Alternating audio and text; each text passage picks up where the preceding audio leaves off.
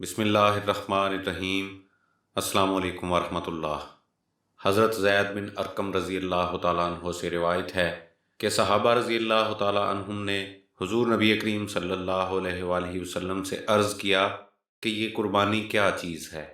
تو آپ صلی اللہ علیہ وآلہ وسلم نے ارشاد فرمایا کہ تمہارے باپ ابراہیم علیہ السلام کا طریقہ ہے۔ انہوں نے عرض کیا کہ ہم کو اس کے بدلے کیا ملتا ہے؟ تو آپ صلی اللہ علیہ وآلہ وسلم نے ارشاد فرمایا کہ ہر بال کے بدلے ایک نیکی۔ تو انہوں نے عرض کیا کہ اگر اون والا جانور ہو؟ تو آپ صلی اللہ علیہ وآلہ وسلم نے فرمایا کہ ہر اون کے بدلے بھی ایک نیکی ہے۔ شیر خدا مولا علی رضی اللہ تعالیٰ عنہ سے روایت ہے کہ حضور نبی کریم صلی اللہ علیہ وآلہ وسلم نے ارشاد فرمایا کہ اے فاطمہ اٹھ اور اپنی قربانی کے پاس موجود رہ، کیونکہ پہلا قطرہ جو قربانی کا زمین پر گرتا ہے اس کے ساتھ ہی تیرے لیے تمام گناہوں کی مغفرت ہو جائے گی، اور یاد رکھ کہ اس کا خون اور گوشت لایا جائے گا اور تیری میزان میں 70 حصے بڑھا کر رکھ دیا جائے گا۔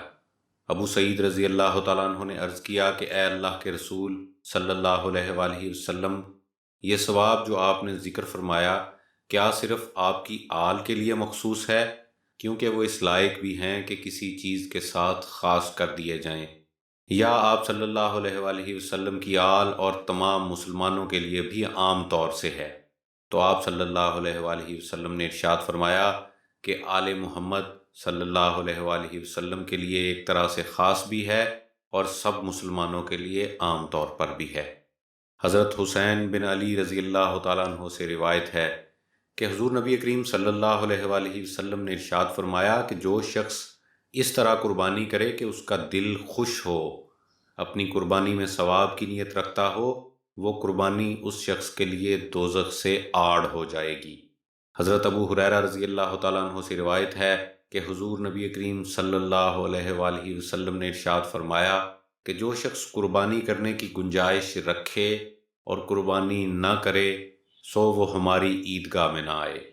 حضرت جابر رضی اللہ تعالیٰ عنہ سے روایت ہے کہ حضور نبی کریم صلی اللہ علیہ وآلہ وسلم نے اپنے حج میں امہات المومنین کی طرف سے ایک گائے کی قربانی کی۔ ایک اور روایت میں ہے کہ آپ صلی اللہ علیہ وآلہ وسلم نے عید الاضحیٰ کے دن حضرت عائشہ رضی اللہ تعالیٰ عنہا کی طرف سے گائے کی قربانی کی۔ حضرت حنش رضی اللہ تعالیٰ عنہ سے روایت ہے کہ میں نے حضرت علی رضی اللہ تعالیٰ عنہ کو دیکھا کہ 2 دمبے قربانی کیے ہیں اور فرمایا کہ ان میں سے ایک میری طرف سے ہے اور دوسرا حضور نبی کریم صلی اللہ علیہ وآلہ وسلم کی طرف سے ہے۔